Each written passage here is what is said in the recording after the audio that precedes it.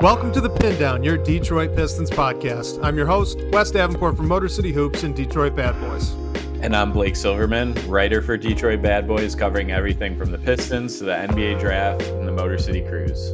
And we are absolutely pumped today to be joined by our guy, friend of the show, one of the original hosts from back in the day with DBB Live, our guy, Jack Kelly from Pistons Intellect. Jack, how have you been, man? I'm good, guys. Thanks for having me on. It's cool to think. I think it was about a year ago I was on the show with you, Wes. So man, I always love jumping back on and talking with you guys. Yeah, just before we even get going today, because guys, we did get a ton of questions, so we're pretty much just going to hop in and try to cover as many as we can. But I wanted to give you, Jack, a chance just to talk about any content or things people could watch for on the YouTube channel that you got planned for this season. Well, I've actually got some pretty big changes coming, which I'll announce in the next few weeks, just mainly to do with my life, which will significantly impact the channel and my Pistons content. So, yeah, I'm excited. Keep dropping some Easter eggs. All right, cool. Yeah, we'll watch for that.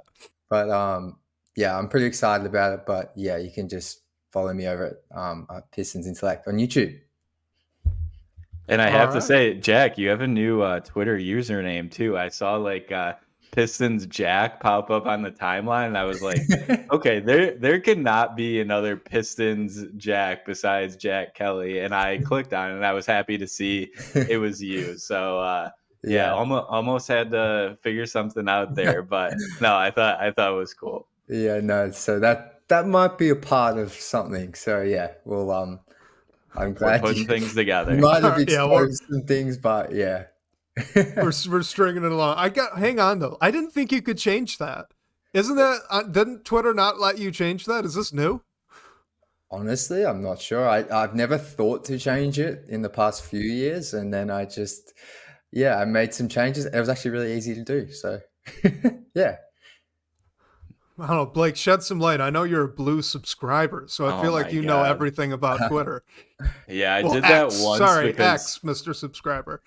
Apparently you can't DM people that you don't follow, or essentially DMs get closed if you don't subscribe. And I was trying to interview someone, so I was like, all right, Elon, I'll pay your stupid $10 a month. And then I just never gave it up. I don't know. I think you can change obviously you can, but yeah, I have my name and nothing else. So I would never give it up, just because hopefully there's not another Blake Silverman out there listening that's waiting for that to happen. But I'm I just can't give that up at this point. And I'm sure there are a ton of Jack Kellys too, but only one Pistons Jack. So it was free. Look, if there are, I was just to say, if there are other Blake Silvermans, I mean, we got bad news for him. You're the OG, at least as far as Twitter is concerned. Last little bit of news that we got to get out of the way first. Blake, I'm wondering how excited you are about the Woj news. I'm just going to let you explain it and your connection to it all. We got to get your thoughts on this. I've been waiting all day. Yeah, so Adrian Wojnarowski obviously hit us with his last Woj bomb of his career as a newsman, ESPN senior NBA insider. He announced he was making a life change, doing something else, focusing on his family. And he also, when I read through it, his last line, his announcement was so impeccably written, which you don't expect anything else. But the last line was after years of reporting on everyone else's teams, I'm heading back to my own. I thought that was a great line. I was yep, he's spending more time with his family. And then shortly after, I think it was Adam Schefter tweeted out that he agreed to be the general manager of St. Bonaventure men's basketball program, which I am alum of St. Bonaventure. I connected with Woj briefly, through that. He talked to some of my classes, and I followed up with him to thank him after, and he responded, which I was Woj, you probably have much more important things to do. But yeah, just a great guy. Yeah, everyone that worked with him, had connections to him, was sharing a ton of crazy stories. Zach Lowe had a great story on his podcast. I'm sure a bunch of people listen to Lowe Post, so check that out. But Yeah, I'm a St. Bonaventure basketball fan, so I can't say I wasn't thrilled when I saw the news. I mean, you can't like him going into that role is something that money can't buy with his connections and everything. And we're a small school, so it just does like I heard a story that our team just with the transfer portal, we get a new roster like every year now, basically. And I heard a story that one of the new guys that's on the team last year or next year, he's a big Chicago Bulls fan and particularly Kobe White fan, and Woj like connected him. And I think they got to work out together, something like that. So things like that. And Woj just like loves the school so much. It's just like the perfect dream job for him and something he thinks will really fulfill him. And I don't doubt it at all. Huge loss for the NBA community, but personally, I am pretty happy. It's going to like my niche team that I'm a fan of as well. That's so And thank cool. you, Wes, for letting me get on my soapbox for a minute. No, that's Yeah. that's the coolest story I've ever heard. I love that story. I didn't know you had any of those interactions. Like I assume maybe there could have been something, but that's so cool to hear. Yeah, one of just to tie it to the Pistons, there was one day when I had a class and Woj was speaking to it, and it was actually a few months ago. It was like the day when the Pistons did a bunch of those like two-way transactions when they gave a two-way to like Buddy Boeheim and stuff. And so I mentioned that. I think I put up a story on DBB about it, and he was like, "Oh yeah, like Blake, I remember you. Uh like I see your stuff. You're doing a great job," or something. And I was like, if you told me that like Woj would say that when I was filling out my application to go to that school like years ago, would not have believed you. So he's just like a genuine person, and I could not be happier for him to like do something that he loves to do after really like getting to the mountaintop and the pinnacle of his craft. So huge loss again for the NBA community, but he'll do great things in what he's moving on to. The only sad part of that whole announcement was that I had to turn off the notifications for Woj. And like Woj was my guy. I was very much team Woj over team Shams. So like having to get rid of that notification, it's like, bittersweet. Happy for him. Obviously happy for you with the whole connection with the Bonnies. And then I'm like, but sad for me.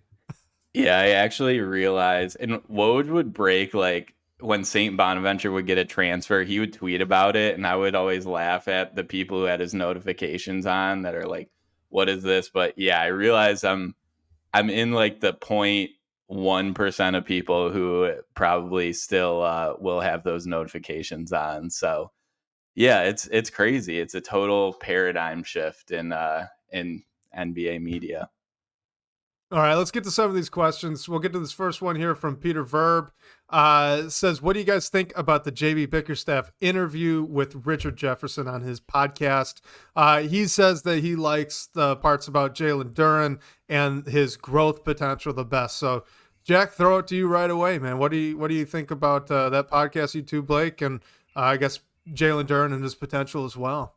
Yeah, I think the stuff about Duran was cool, but I think I listened to this podcast like a month ago now, so I'm just recounting it in my head. But I think the biggest takeaway from that was just JB, and I know this sounds silly, but after a season of Monty Williams, like just hearing him reaffirm like his commitment to the job, he's like excited to be there, ready to turn this around. That's stuff that should be a baseline, but just hearing him kind of reaffirm that, talk a bit about Cade, talk a bit about Jalen Duren, and kind of maybe his potential. And like they spoke about the normal stuff with Duran, like just about his physicality and size. Like I didn't find it like anything like overly suggestive of like what we can expect from Duran this season. But I think just the commitment to being in Detroit and taking the job and moving this program to like a respectable level was probably my main takeaway from it.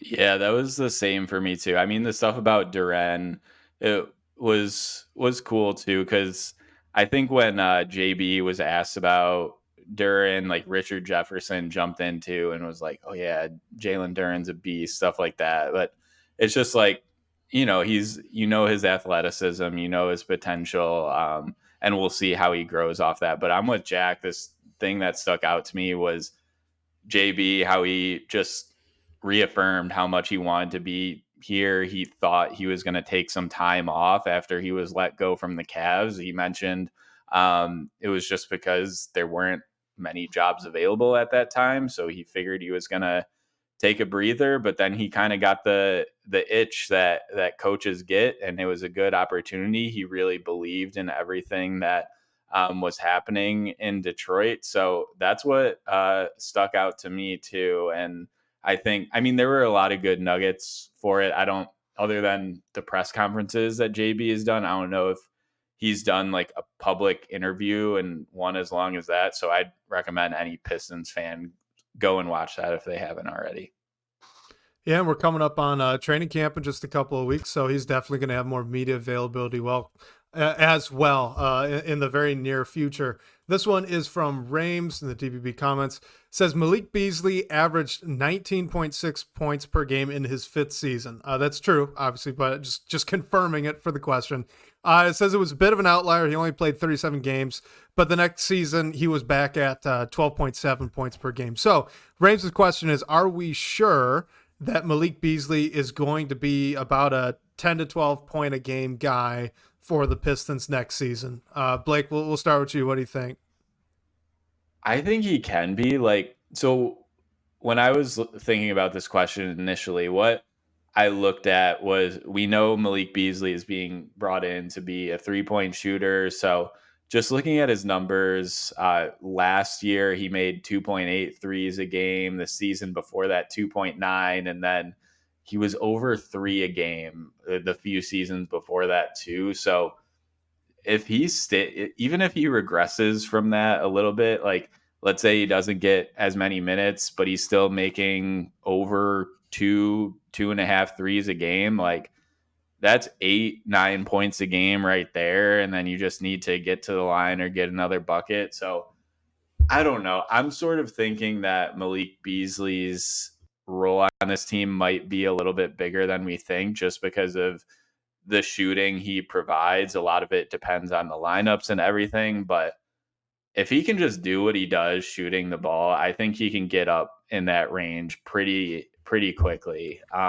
Where do you see Malik Beasley, Jack?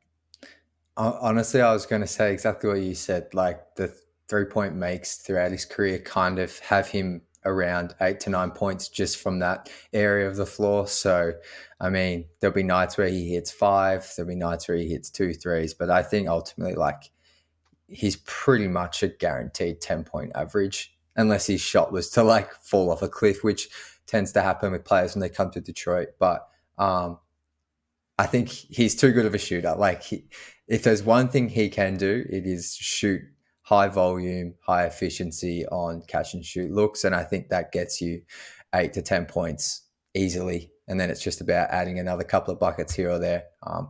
But I think the big thing for Malik is just the I guess, attention he's going to draw defensively, like spacing wise. You can't leave him open anywhere from 3. So, but you pretty much hit nail on the head there, Blake. Yeah, and just to give you guys both a little bit of backup on this, not only was that 19.6 points per game for those 37 games played, and it's actually a little bit more than that because the season prior he got traded to Minnesota right at the deadline, and he averaged about 20 points a night for those 14 games after the deadline. So he had a good, 50 game stretch here where he averaged almost 20 a night. But not only is that an outlier, that is the only season that, outside of the first 2 years where he wasn't playing enough minutes, this is the only season that he wasn't right around 11 to 13 points per game. Every other year, it's been pretty consistent. His minutes have not gone up and down all that much. Those 50 games that were the outlier, yes, those were stretches where he was a big-time starter for Minnesota. Those were also the only 2 seasons he averaged over 30 minutes a game. So like, basically all I'm saying, and to back up you guys, is just that for his career, Malik Beasley has been a very efficient 11 to 13 points per game. even last season in Milwaukee, where he was a big time starter and he did average about 29 minutes a game. So he didn't exceed 30 minutes a game, but he still got a ton of volume. I just think it's almost, you could bank it. He's not over 30 yet. There's no reason to think he's going to drop off. And he's been super consistent. So yeah, 10 to 13, I think that's his sweet spot, even if he starts. Yeah, and when he was traded to the Lakers, like at the deadline the season before, he averaged 11 and only like just below 24 minutes a game. Like he was kind of a spot starter for them, but he even in those 24 minutes a game, it's not a huge sample size, like just 26 games after he got there, but he put up 7 threes a game. So I don't know. I think it could be there fairly easily. And Jack, like you said, if he is feeling it one night, like he could easily pop for 20, 25, and then that just brings your average up right there. All right, Jack, let's get talking about your guy, Bobby Klintman. This was kind of an interesting question from Augie28. I think we're going to spin it. So Augie28 from the comments says, was there an option for the Pistons to draft Bronny James over Bobby Klintman? What would have happened? Could they have traded Bronny for Dalton Connect and all these other potential things? But look, Jack, unless you're a massive Bronny James fan, I think we want to focus on Bobby Klintman here. I know he's your guy, NBL dude. Just what was your opinion when they made that draft pick? And then what do you think his role is going to be this season with the Pistons and potentially with the Crews?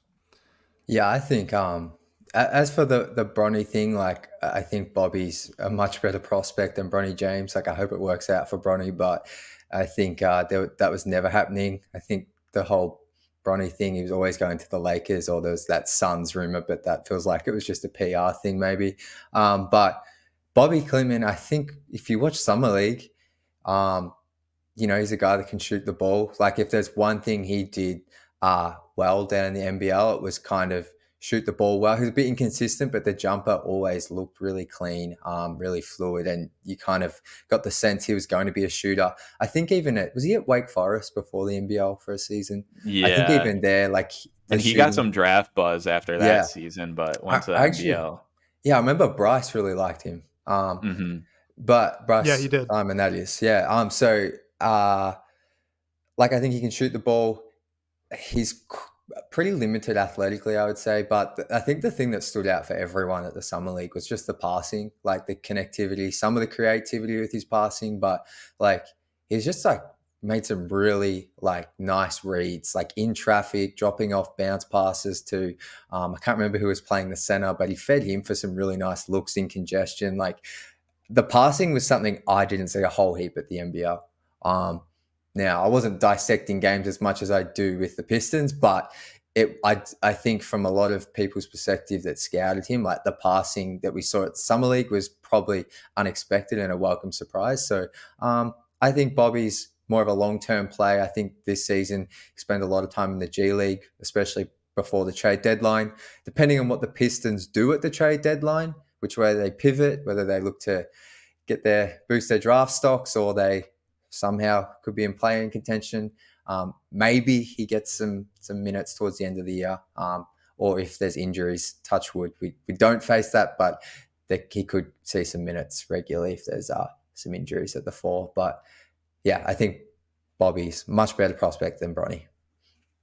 Yeah, and what you brought up with the passing is interesting, Jack, because I mean, you know much better than I, but sometimes the roles and when a prospect is going through like the Next Stars program in the NBL are a little bit limited based on their situation. Like that's a really competitive league. These teams are trying to win championships. So sometimes the role is a little finicky there, but I think that lends itself to some of these players that are spending time in the NBL. They come out and maybe show you something they weren't able to show all that often in their pre-draft season in the NBL. And yeah, I mean, we won't touch too much on Bronny anymore, but I will say I did enjoy the whole is a team going to hold Bronny hostage chatter leading up to the draft, and it all worked out how we thought he would. And yeah, rooting for the best, but that was a funny storyline for me leading up to the draft.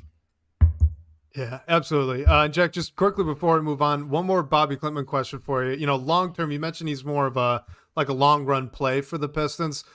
I got the sense from watching his film, and then it was backed up through Summer League, that he's long term. You're looking at a guy who's a really big bodied forward. He can shoot and he can do a lot of the little things on both sides of the ball. That's obviously not a superstar, but that's a really effective player. Is that kind of the mold that you envision for him as well? Or maybe is there a little leeway in there for potentially more?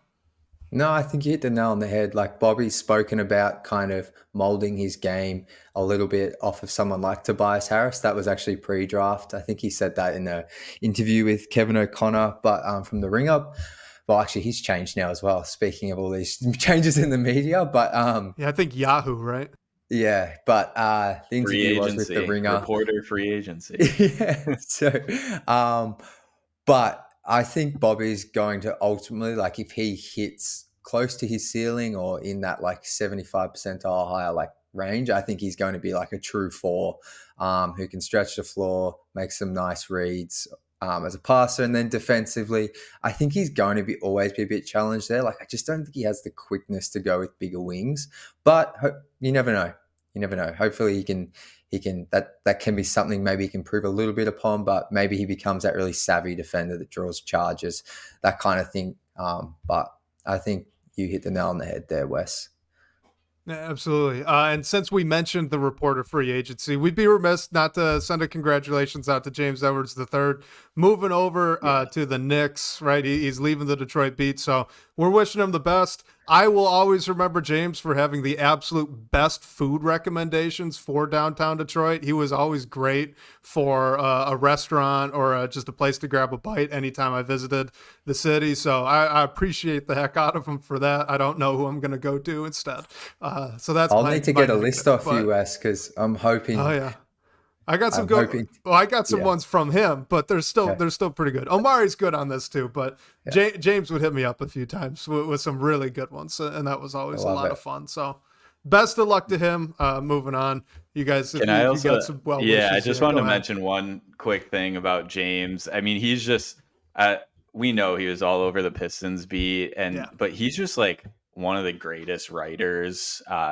Really, like, I mean, that's where I focus most of my time doing this media stuff. And I mean, all the Pistons fans know, like, James puts out incredible stories. And there was one example specifically that I actually replied to it when he mentioned he was leaving, just because the story sticks in my head. It was about Alec Burks, and James was talking about how he's just a man of few words but many buckets, and going through it, it was just how Alec Burks like doesn't get a press conference game that much. So when he was up there, he wasn't saying that much, and I just thought James did a great job. Like that's hard, taking a player that's not talking too much and like crafting a story about it and doing it how he did. So great writer. I mean, his career is still on the up and up. So yeah, we'll miss him on the Pistons beat, but I'll definitely be reading a lot more about the Knicks now.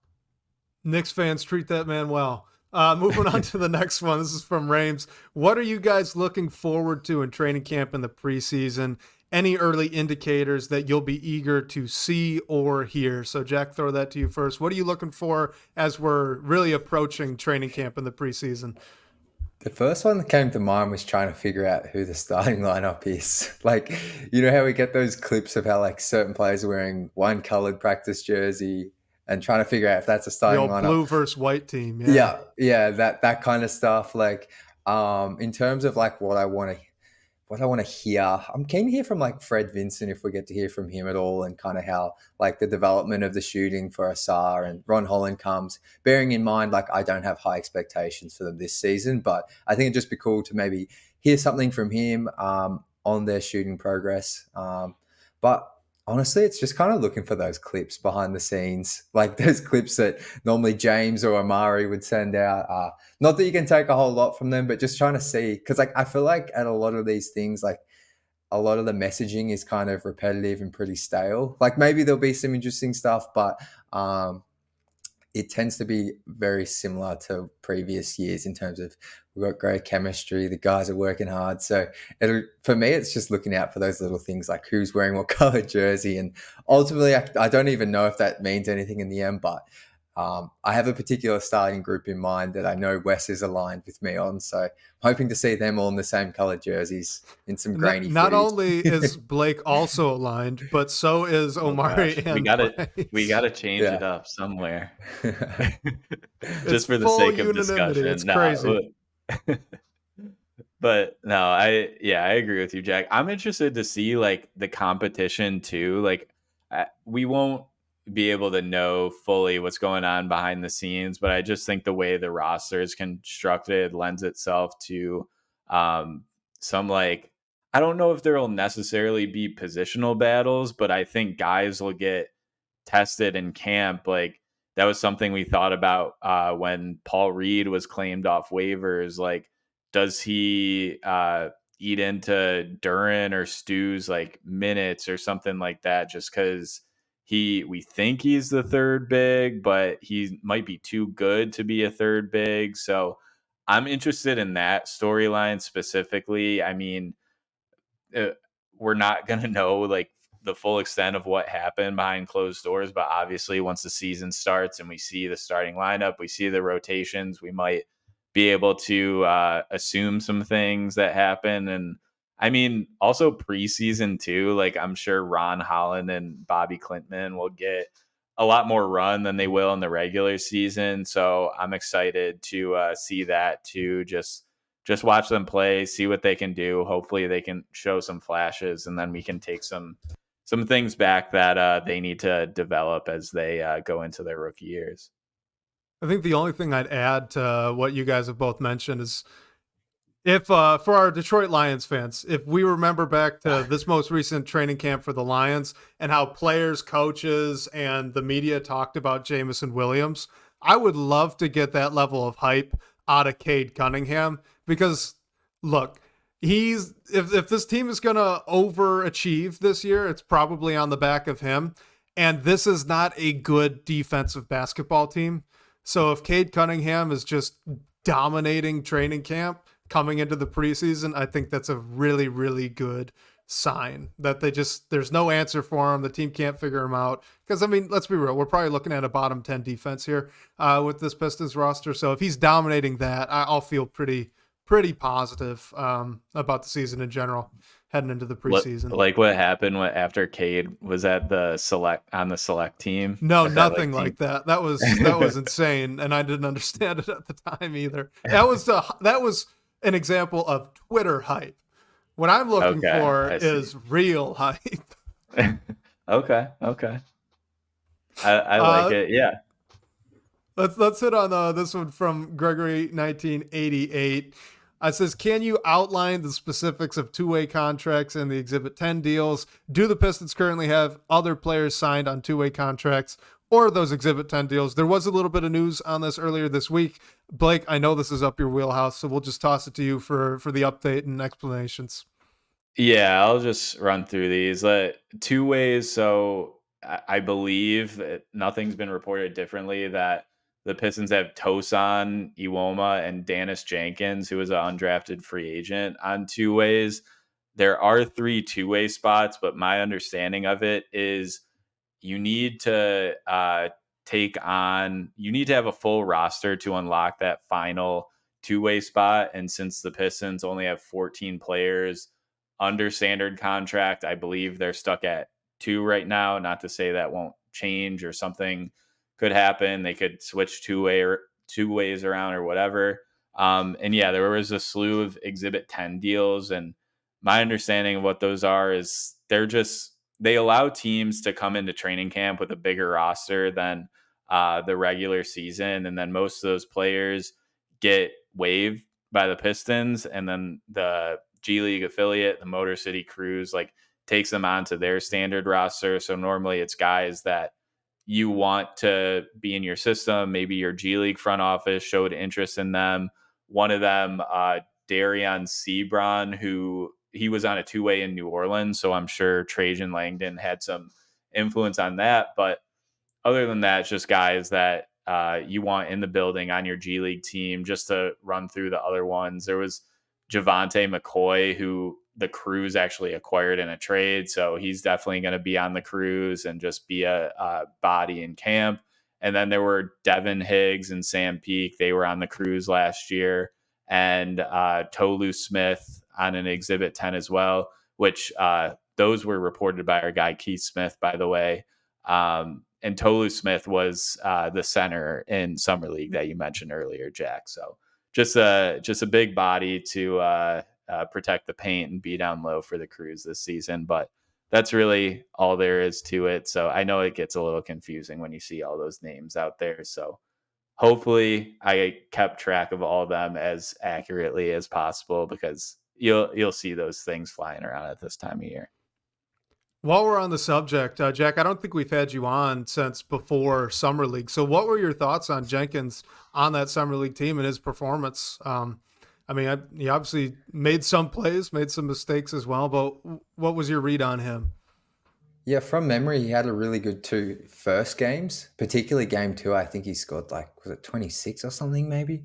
And I thought, like, for an undrafted guy, it was nice to have someone come in and just be like this unexpected kind of spark plug, like to put up 26 at Summer League, like where the quality of basketball is like it's pretty rough, like in the sense of like you don't have much time, that you barely play with any of these guys. You probably haven't played with any of these guys, sorry, at all. Like I thought he looked good. I thought he showed some stuff at both ends. Like I think he's really good friends from childhood with Marcus Sasa. So like that's a cool little tie, I guess. Not that will really affect his career, but there's some chemistry there. So yeah, I thought I'm not sure how his NBA career looks, but to have that guy in the G League on a 2-way deal can potentially come up and provide some support, because we do know the Pistons kind of lack ball handling guards. So I think he definitely will play some NBA minutes this year. Where that lies in the season, I'm not sure, but yeah, I thought he was pretty impressive for an undrafted player.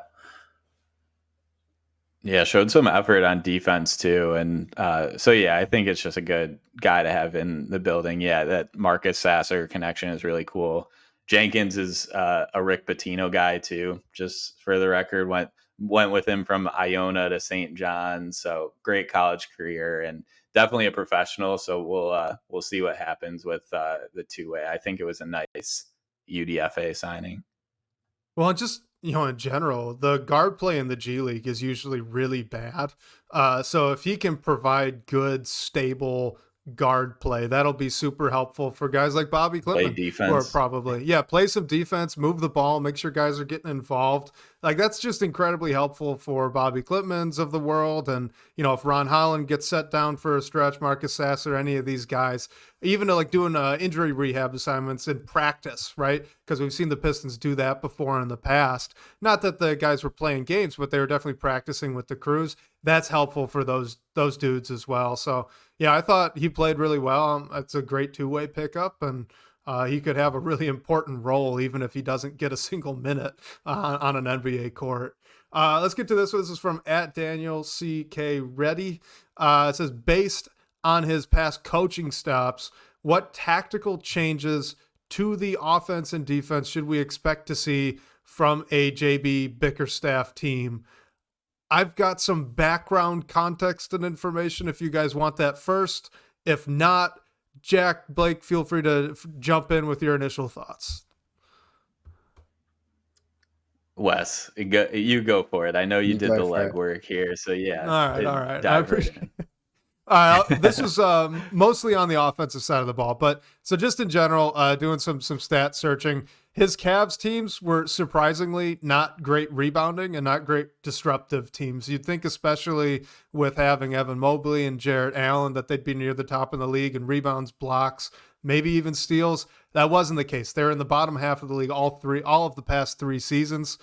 Each of the past 3 seasons, they were also a bottom 10 offense in terms of points per game.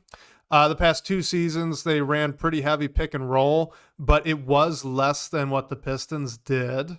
The Pistons were, I believe, top 5, and the Cavs the past couple of years were about top 10. looking last season specifically, because there were a couple things that popped up as being a bit unique changes that he made to that Cavs team to try and take him to the next level.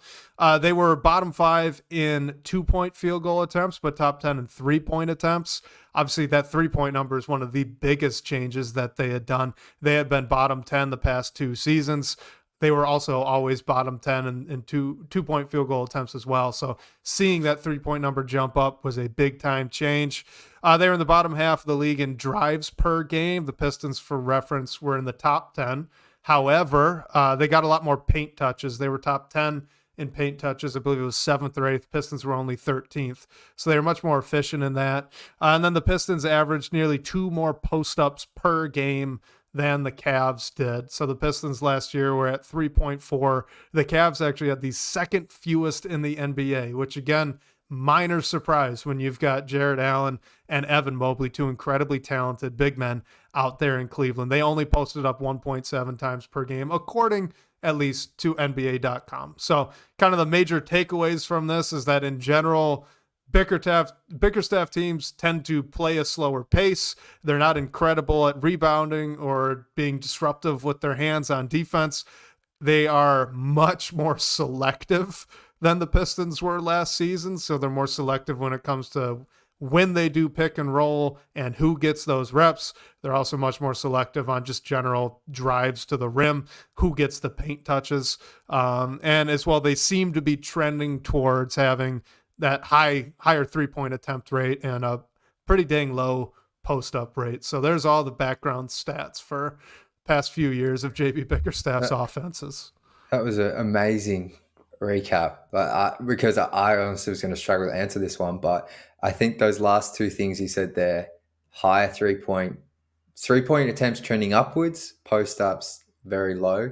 Both very surprising numbers considering the 2 bigs they have, like you said, Wes, but also very encouraging numbers for Pistons fans because we've seen, I don't know where the Pistons post-up numbers have sat, but I know a lot of frustration has come from post-ups from certain players who might not be on this team anymore, but we also just don't want to see post-ups. Like with the amount of shooting, let's see as many 3-point shots as we can. And I think, Wes, you went through some of the defensive stuff there, but it's going to be really interesting. Like JB, the past 3 seasons, 5th ranked defense, 1st, and then 7th last season in the league. That's per 100 possessions. How does that fit with this roster? Because I think anyone who's kind of paid a bit of attention to the roster and the additions, like defense isn't, based on paper, going to be a strong suit for this team. So how does JB fit with that? It could be a recipe for success, or it could be a very interesting first season for JB managing this roster. Yeah, I won't add too much here because I thought you guys covered it extremely well. But yeah, I think offensively, I honestly am thinking it might be a bit simplistic and not in like a bad way. I think we might just see with whoever the primary ball handler is on the floor, a quick set action, whether it's a pick and roll, split, whatever it is, and then creating something for someone, and then you're just hooping from there. Like I think one thing that JB has said, and you can kind of pick up from his teams, is he really tried to work with what he had and not, I guess, just go into a strict system or like pigeonhole guys into a certain role. Like with Cleveland, he said he didn't necessarily want to use 2 big lineups, but the lineup or the roster he had was built towards that. So it's a bit ironic, even though he did that in Cleveland. Like I hope we don't really see any 2 big lineups in Detroit, just because we've seen how those don't work for this roster in the past, and the current iteration of the roster isn't built to it. And then defensively, I mean, guys are definitely going to be expected to, like, hopefully there's players on this team that aren't good defenders, but hopefully there isn't anyone that is a net negative, or there isn't anyone that you can just say like, okay, you're going to be a total 0 out there. Like I think effort is going to be expected, or your minutes will go away. So I'm just hoping he meets these guys where they are a ton of different guys at different points in their careers, and just trying to put like Cade, especially in the best situation possible, but also everyone else that is on the roster. So I'm hoping we just see some fluidity, and if things aren't working, making a change quickly or just trying new things that we didn't really see last year. Yeah, I think that flexibility could end up being really huge. That was something that I remember thinking when the hire was made that, yeah, it hasn't seemed like those Cavs teams really ran anything super complicated, but then at the same time, he was very flexible with the roster that he had. I mean, you just look to what they did last season from the perimeter, right? They really ramped up the Donovan Mitchell, Darius Garland usages, really ramped up their 3-point attempts. And that wasn't something that he had ever focused on, even going back to those Memphis days. So just that willingness to kind of change and shift with the roster that he had, I think that's a really good sign. And I'm glad you brought it up.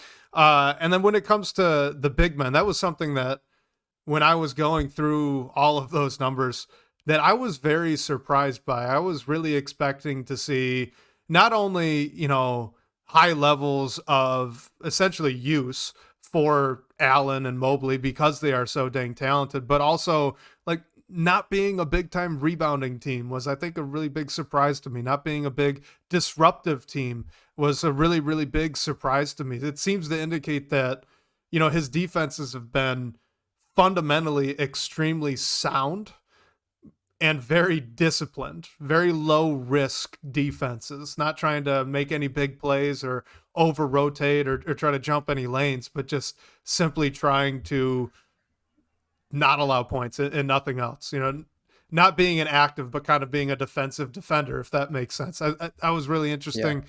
And then one other thing was, so I was looking at that post up number and it got me curious. So I just looked this up on that Cavs roster. Jarrett Allen and Evan Mobley were both basically at a 20% usage rating, which was behind Karis LeVert, obviously the two guards, and Garland and Mitchell, and then Craig Porter Jr. and the minor minutes of Amani Bates. They just weren't featured as much as I kind of thought. For reference, Jalen Duren last year was also at about 19.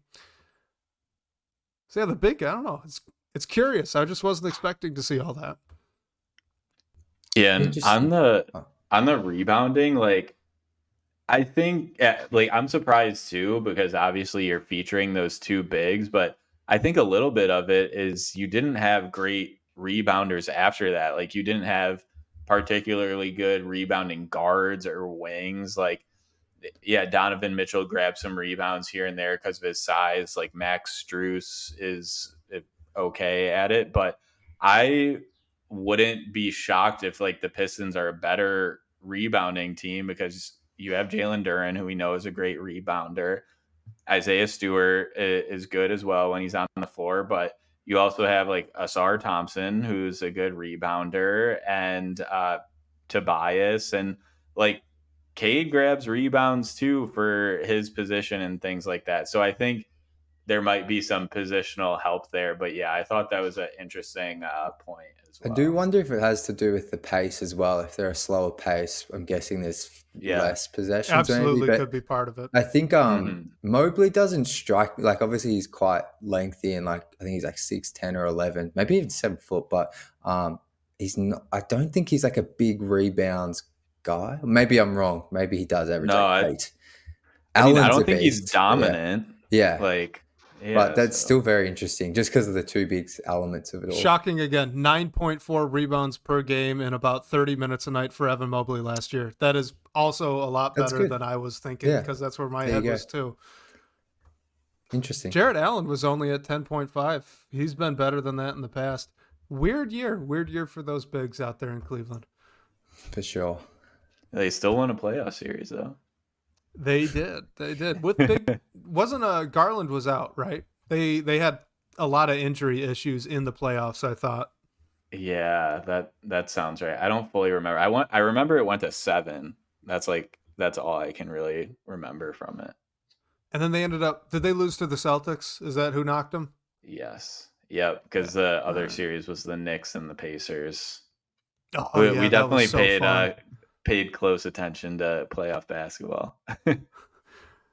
I paid attention to the Pacers. That was about the That extent of my was playoff I did basketball. not think they would take down the Knicks. No, me either. All right, let's get to this one from username omitted in the DPB comments because I don't want to speak this evil. It says Asar's contract is the type that teams with no flexibility would love to obtain, seeing as he can contribute to winning now and presumably also is pretty cheap, which he is. Would it be slick to trade him for Jonathan Kuminga out of Golden State? So just a little bit on Kuminga, what he did last season. He was 16.1 points per game, 4.8 rebounds, 2.2 assists. He slashed 53, 32, and 75, that being from the floor, 3-point line and free throw line, respectively. Not a huge blocks or steals guy, although I say that, but it was comparable to the Pistons bigs last year. 0.7 steals, 0.5 blocks. So not necessarily jumping off the page numbers, but he is still extremely young. He's only 22 coming into this season, and he's about to get paid because this is year 4. So what are you guys' thoughts on Kuminga and I guess potentially trading Asar Thompson for him as well? So first of all, I think Kuminga is a guy I've been pretty low on, but I think last season he showed maybe he does he can be like a pretty good scorer in this league. I think particularly was it like he post trade deadline. I feel like there was a point in the season where he flipped the switch and he really put on together some really solid stretches as a scorer. I think though in terms of this trade proposal, I think it's a pretty easy no for me. One, because of like the contract element. I'm not ready to pay someone like Kuminga, especially when Asar's contract, he's only going into year 2. But I think for me, I think Asar the potential is so high with him now. Him hitting that is going to rely a lot on the jumper and some other things, but he's kind of the guy for me that sits number 2 behind Cade in terms of if you wanted to put a pecking order together for the young prospects.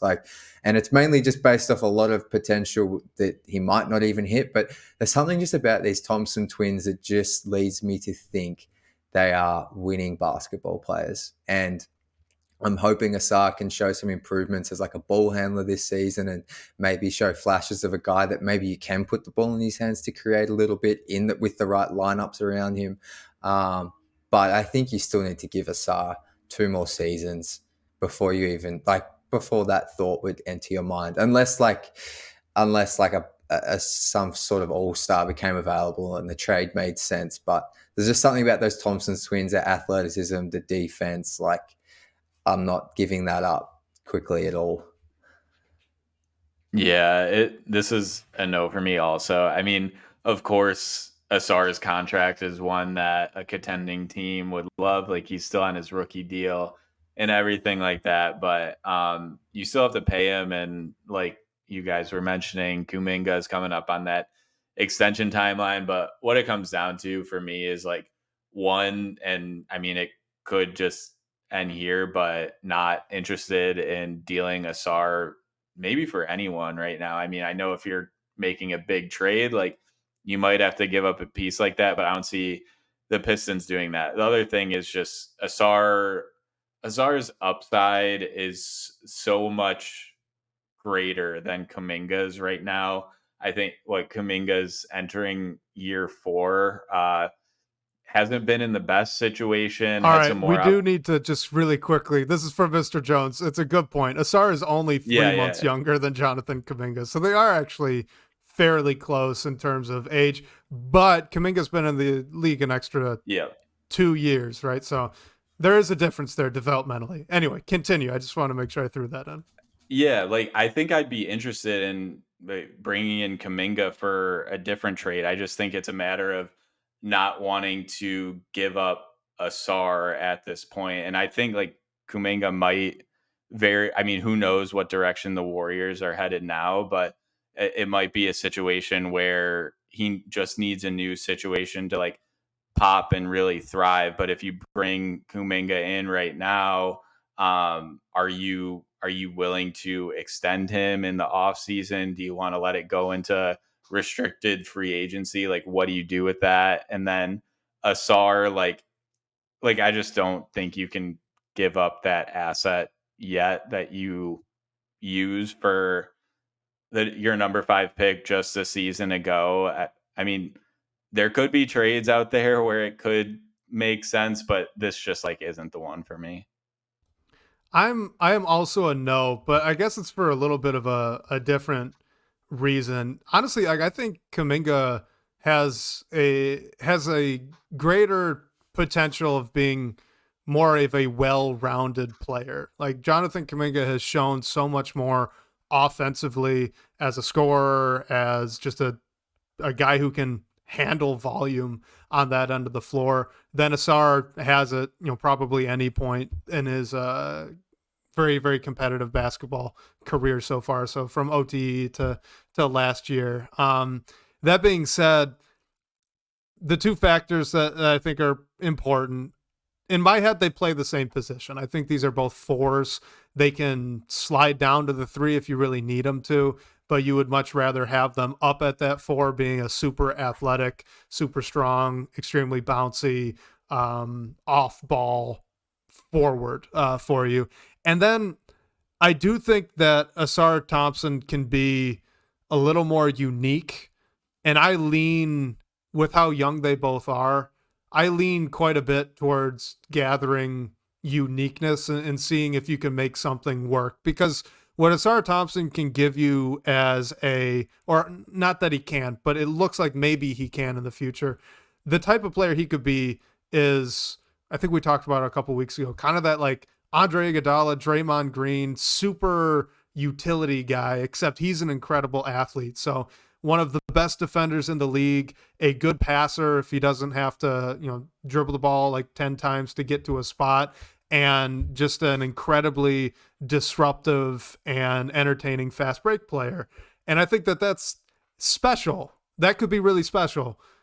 So the potential to have something unique and something special that maybe no one else in the league can even match, I think is pretty exciting, and I would like to invest in it more. So that's why even though Kuminga probably is a safer bet to be well-rounded and a very good player, and in that way might have a higher potential than Asar, I'd like the unique. I like special. I want to invest in that instead.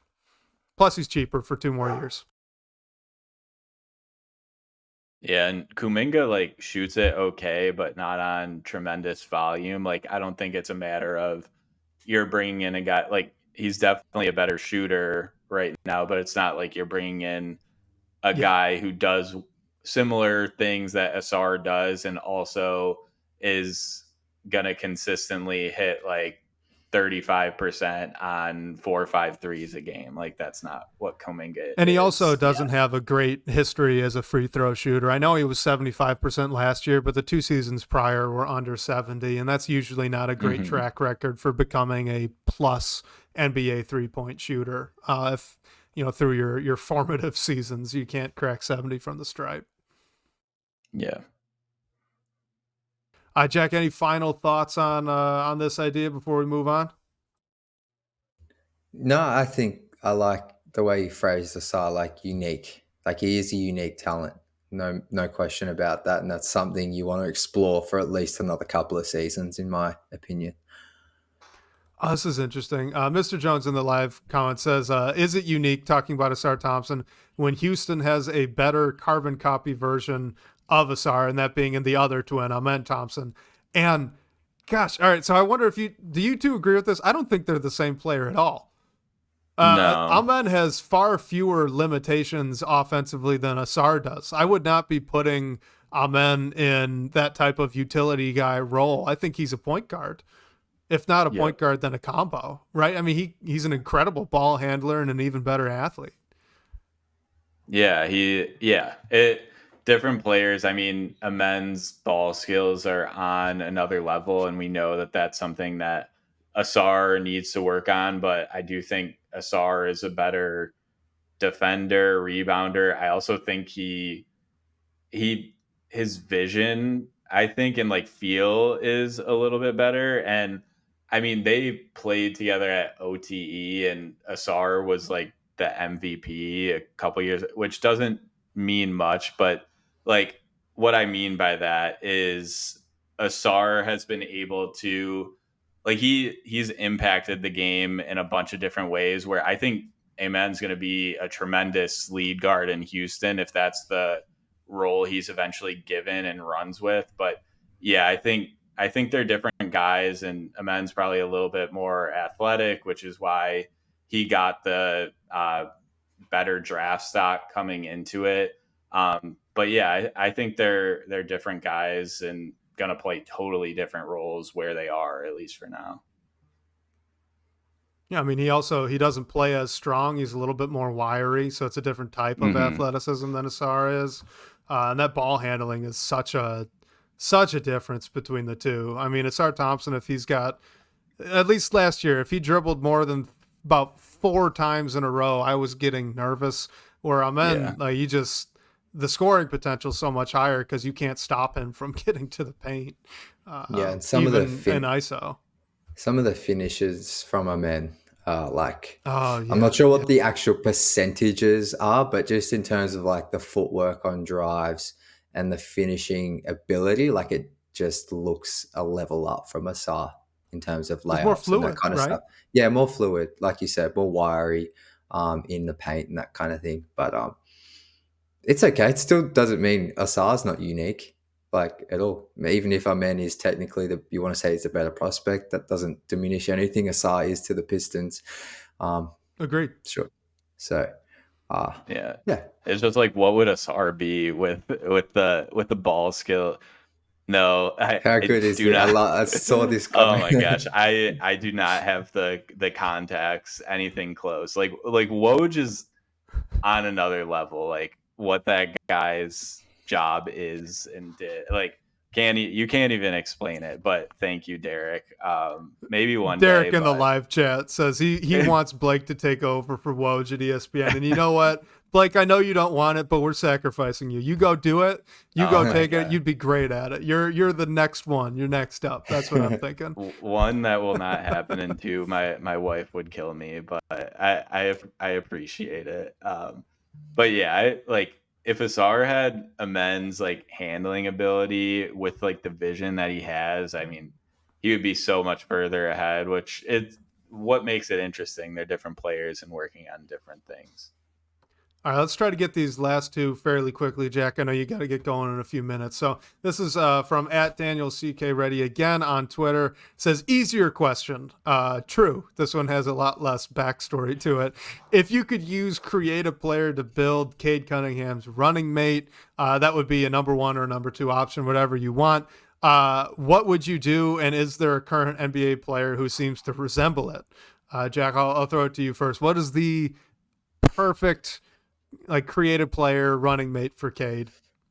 I think it would just be like a Paul George, Kawhi Leonard, like just a big wing, two-way wing in their when they're in their prime. Like those guys fit with anyone, and that's kind of the beauty about Cade as well. Like I feel like Cade could even play with. This wouldn't be the ideal running mate, but you could put Cade alongside like a smaller guard like Chris Paul, and that would still be a really um, formidable kind of duo. I feel like at least offensively. So, but I think just if I've already got Cade and the next type of player I want to put next to him, and I can pick anyone or create a player, like it's a wing, like a two-way wing that can shoot and create their own shot. Like I think every team wants them. It would be interesting to see him play with like maybe. Actually, I was going to say like a Joel Embiid, but Embiid's not really a pick and roll kind of big. So yeah, I think it's more of that bigger wing, and then you just get a rim running big, and those three could be pretty lethal.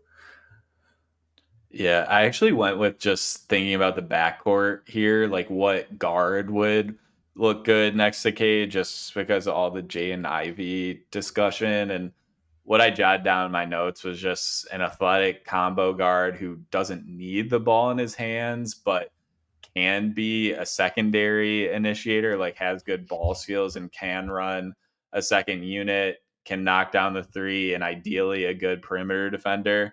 And then I was kind of like, am I just thinking about Jaden Ivey that's a better defender? But the names that I was jotting down were A like, little, for the record, a little. yeah, really, it's just a more consistent 3-point shooter and a better defender. And then what I just described was Jaden Ivey. So the names I jotted down were like KCP, which I mean, he's probably the premier 3-and-D guard option. He got paid as such the offseason. Like Alex Caruso, Marcus Smart, Drew Holiday is probably the best one, like Lou Dort. And then just thinking of some like upside plays or prospects like Dyson Daniels, who was dealt to Atlanta, and the Dejounte Murray deal could be a little interesting, like someone in that, but he needs to prove more as a shooter. And then looking ahead to the next draft, I just jotted down VJ Edgecombe. All of that to say, like all those guys had certain flaws. Like some of them need to be better shooters. Like most of them that I jotted down were already good defenders. So it's like I was thinking to myself, should we just live with what Jaden Ivey is essentially? Like, could he be a good running mate with Cade, even if he's just in the second unit, like leading that for the long run eventually? I mean, my answer to that would be yes, but I'm still expecting a big year, a big leap out of Ivy this year. I'm pretty excited about it. For the record, I was leaning, my head was going somewhere similar to you, Jack, because my mind jumped straight to Jason Tatum. But look, I think we're all wrong. We are all very wrong. Mr. Jones in the comment section is right. A mixture of Shaquille O'Neal and Steph Curry. Could you imagine if Shaq could shoot like Steph Curry? That is the greatest player of all time. I mean, could that be? That's what that Wemby? is. Yeah. No, not you need the beef there I know, to be yeah. Shaq, you know. I feel like Wemby's going to be just as dominant though, defensively in a different way. But I He get might. this is a crazy mix. I probably, I should have said Victor Wembanyama. Like that guy's like, and it's painful. It'd be too Even if painful. It was yeah. just a few ping pong balls away. There's more than a few. Yeah. More than a few. Yeah, Yeah, more you're than right. a It few. wasn't even close. It went Four. It was wrong four after ping wrong pong after balls wrong. away. Yeah. But Yeah. Oh my gosh. It was actually the most ping pong balls they could have been away from Victor man, Wembanyama. what can I That's very actually? true. Because we're on this topic and we've been talking about Asar a fair bit. What's more painful, the Pistons falling to 5 and pretty much taking Asar Thompson, or if they had a fallen to pick? No, that is a bad question. Pick 3. I was going to say pick 2, but it's like Brandon Miller you take every day of the week. So who would you rather, Scoot Henderson or Asar? Or Oh I my guess gosh. you could have taken a man at pick 3.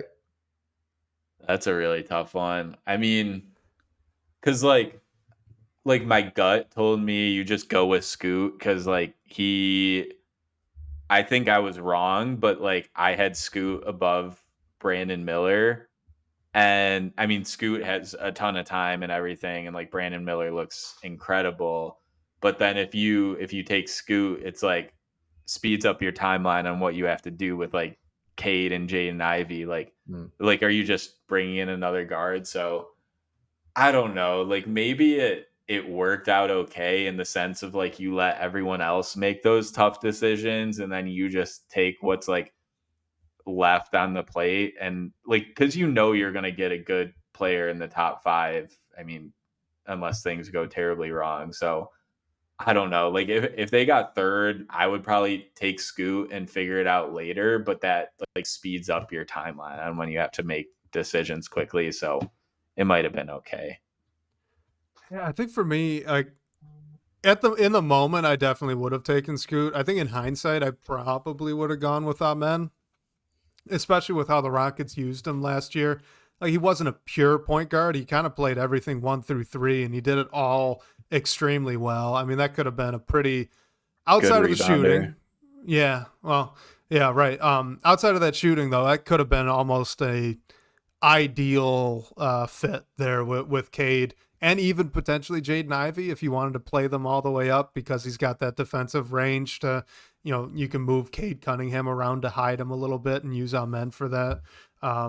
In the moment, though, like I would have taken Scoot. I'm still real high on him, but He wasn't as good last year as I would have thought. Yeah, and I think what Derek brings up here is a I was great thinking it point. too. Like the year before, the Chet Paolo Jabari year, like that was debate. Like, could you imagine if Chet was on the Pistons right now? That would solve so many problems. And like Paolo gives you another initiator. Already has been an all-star, even though he had similar numbers to Cade Cunningham, and like Jabari fills a lot of needs on this team too. So you still got Jaden Ivey out of this draft and Jalen Duren, but there's a lot of questions there. But I think if the ping pong balls hit another way this year too, like it's a totally different situation. Yeah, Derek brings up Keegan Murray too, the exact same thing. Yeah. This is the year that for me was like the most painful because Chet, everyone's going to want a Chet Holmgren in the next decade because Chet's your Victor Wembanyama answer. Like I know that's kind of crazy, but he's that good. Yeah, he was hurt, and so they still would have been bad and gotten a high pick the year following. Yes, exactly. Like this would be a different team. I don't know. We're living in ifs and buts, but that one hurt me the most. Missing out on Chet, I was very bummed. I had him like a clear number one, wasn't even close on my board. And for once I was right. Like it looks like I was right. But this team's like draft luck is why I just want for the entire, like I think this season coming up, we all just want 82 games of like reasonably competitive basketball. That's like a baseline. Like none of this like get to the end of March, April, and we got two-way contract guys starting. Like, but I think this is why I'm just like, just try win every single game. No resting guys because the draft odds literally do not matter. Like Atlanta, we're in the play-in, get pick 1 this year. Like now they're unlucky because this draft class doesn't have a superstar. Well, it probably will, but probably not at number 1. Like, but just win. Like because the draft, since they changed the odds, like you can come from anywhere. Like that's just me. Like I just don't trust our luck in the draft lottery anyway. I agree with you. It's hard, man. Like the odds are rigged against you. I mean, they're rigged against everyone, but you shouldn't be like tanking. I'm convinced a team that's in like the 5 to 10 range in the lottery is going to win it, unless like I don't know. You just like if Brooklyn gets it, they're just starting over. So people say, well, you got Cade, but it's like we've also had the same odds for the 3 years in a row and got almost the worst possible outcome. I think in Ivy's draft we could have fallen to 6 maybe, but like anyway. Yeah, just get into the top 4. Draft. That's all they needed. I love the draft, but I'm sick of it for the Pistons. I'm over it. Even if it was Cooper Flake. Yeah, no, I'm completely with you. Let's end on this one. This is from a fella. It says, hypothetical. Would you take a guaranteed championship, but Cade Cunningham leaves next year? So I'm going to change this a little bit and then throw it to you, Jack.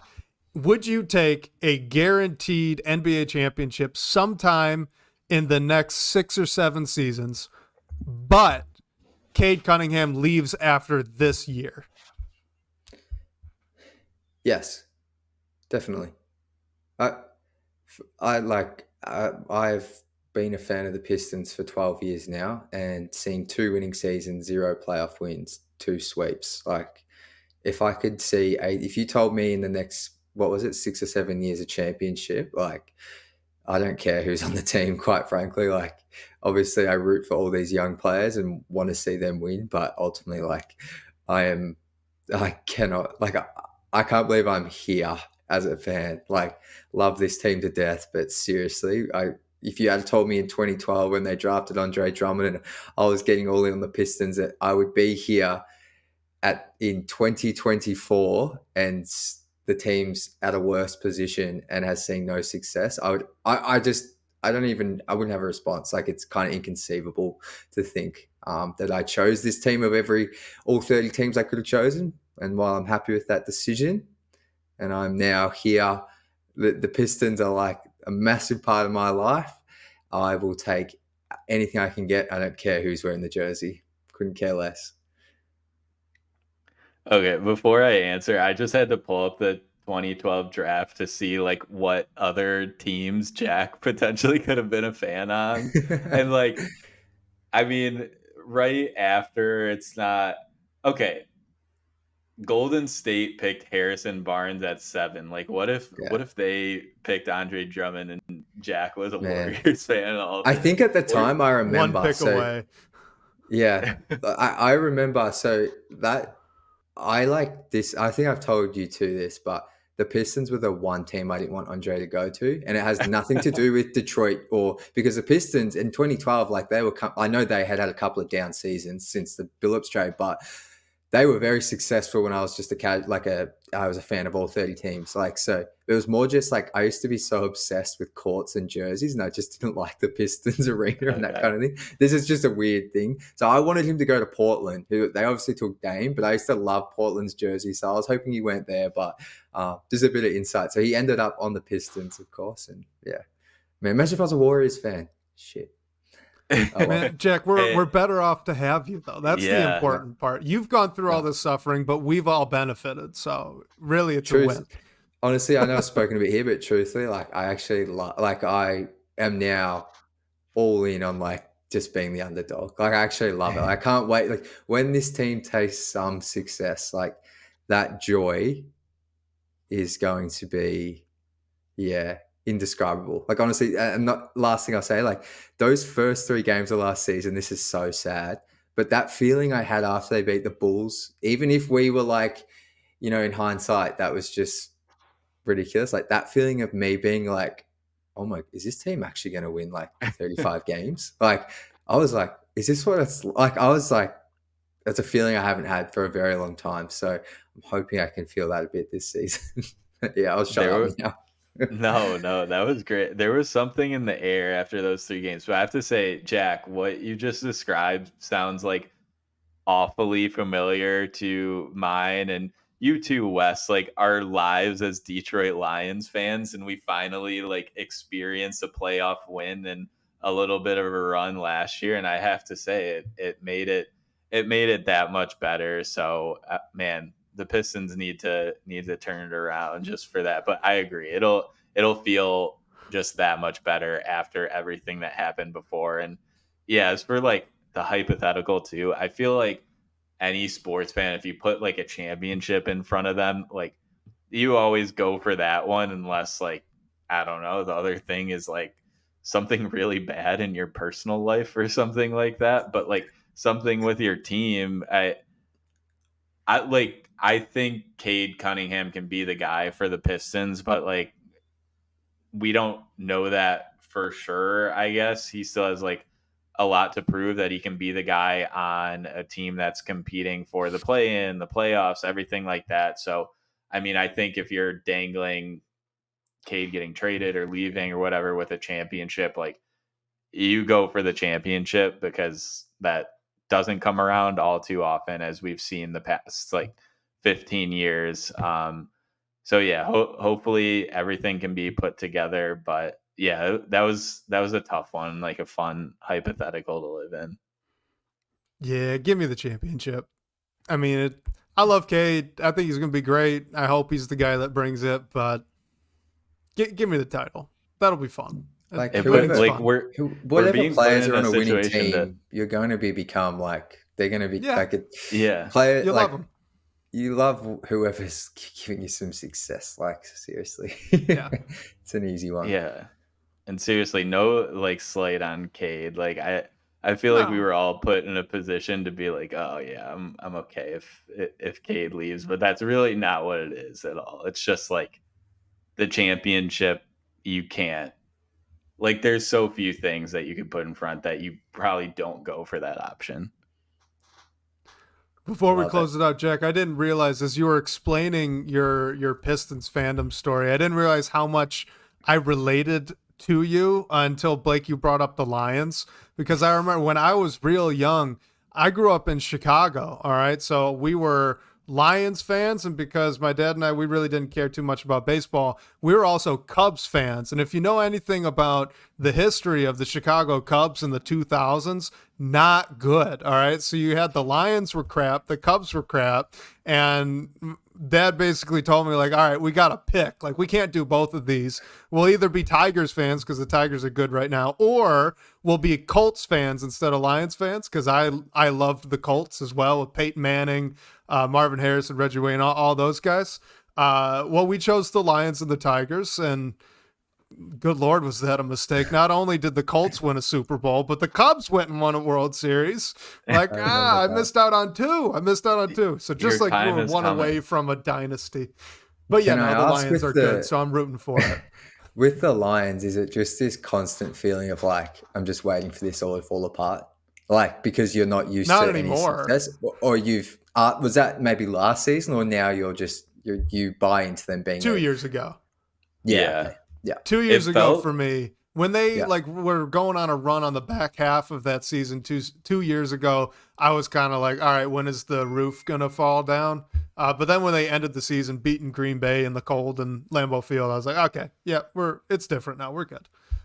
Yeah, and they would just like for so many years lose games in the most tremendous ways, like some that weren't even their fault. So for me, like it felt like it was different, yes, but I did not think that they would win a playoff game until I actually saw it happen because it's like one game elimination. So I was scared. I was going, so confident, Blake. I was Really, I was ridiculously and it was their old confident, quarterback coming in, like just because of that. So I'd like to say that you'll know when it feels different, but like especially for the Lions, it just like thinking that they wouldn't pull it out kind of stayed through with me until they actually did. we need Peyton Manning to go get probably Big Sean and like exercise Little Caesars Arena because that seemed to work for the Lions when it was Jeff Daniels and did the whole exorcism in Ford Oh Field. my We need that gosh. for the Pistons. Let's get that going. Someone schedule that. I know all the important people listen to our podcast. Someone's got to do that. I love it. Oh, All man. right. Jack, I know Yeah. you got to get going. We appreciate the extra time you gave us today. So, man, thank you. Again, we love having you on. Tell the people everywhere they can find you, everywhere they can find your stuff, and where they need to be watching. Maybe we need, Twitter notifications for Pistons Jack and Now anticipating that this they're big off news. for Woj. Exactly. No, yeah, you got space. I appreciate you guys. I always love jumping on and talking Pistons. I am excited for this season. I didn't think I would get to this point after what we witnessed last year, but I am slowly building back into my crazed excitement. Whether or not this team wins 30 games, I don't really care. I'm just excited for Pistons Hoops to be back. So thank you for having me on. You can follow me on Twitter at Pistons_Jack. And then, Pistons Intellect on YouTube with some changes coming soon. But thanks so much for having me on, guys. Yeah, thank you, Jack, again for joining us. Always love having you on, and really enjoyed the Pistons origin story. I really like looking through to see like where else you could have went if things went differently that night. But happy that the Pistons got you, and shout out to everyone for joining us live and listening on your podcast feed. Reminder, you can call our phone line to ask a question, hear your voice on the show. The number for that is 313-355-2717. And if you're watching on YouTube, if you can hit the like button and subscribe to the Detroit Bad Boys YouTube channel, that'll really help us move things along here. And special thanks to our guy, Sean Court, the managing editor of Detroit Bad Boys, for supporting the show. Shout out to you guys again for the great questions and talking points. We'll catch you next week, whether on your commute or live with us on YouTube. We can't wait to talk more Detroit basketball with you.